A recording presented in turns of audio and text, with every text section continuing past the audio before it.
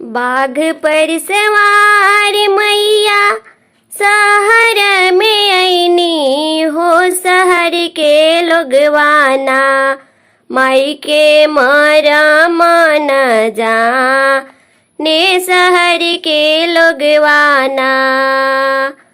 सिंह पर सवार मैया शहर में आईनी हो, शहर के लोगवाना माई के मरम न जाने शहर के लोगवाना। एक मरम जाने मलिया के बेटवा हो कि होती सवेरे ना। एक मरम जाने मलिया के बेटवा की होती सवेरे ना। माई के फूलवा चढ़ावे हो कि होती सवेरे ना। बाघ पर सवार मैया शहर में आईनी हो, शहर के लोगवाना माई के मरम न जाने शहर के लोगवाना। माई के मरम जाने बाजा जावा के बेटवा हो कि होती सवेरे ना। माई के चुंदरी चढ़ावे ला कि होती सवेरे ना। बाघ पर सवार मैया शहर में आईनी हो, शहर के लोगवाना माई के मरम न जाने हो, शहर के लोगवाना माई के आदर न जाने हो, शहर के लोगवाना।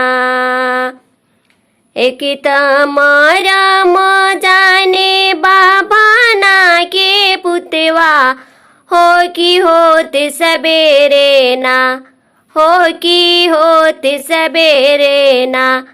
मैया के कथवा करावे ला कि होते सवेरे ना। माई के कथवा करावे हो कि होते सवेरे ना। बाघ पर सवार मैया शहर में आईनी हो कि होते सवेरे ना। हो कि शहर के लोगवाना माई के मरम न जाने हो, शहर के लोगवाना। एक मरम जाने गाँव के लोगवा हो कि होते भोरवाना माई के चरण पखारे हो कि होते भोरवाना। माई के भोगवा लगावे हो कि होते भोरवाना। माई के चुंदरी पहिनावे हो कि होते भोरवाना। माई के आरती उतारे हो कि होते भोरवाना।